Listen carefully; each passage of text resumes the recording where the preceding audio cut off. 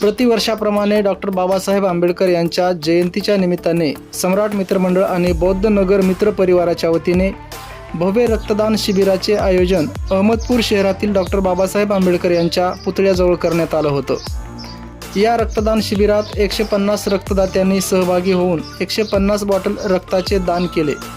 रक्त संकलन करण्यासाठी लातूर येथील प्रमुख 4 रक्तपेढ्या यांना पाचारण करण्यात आलं होतं।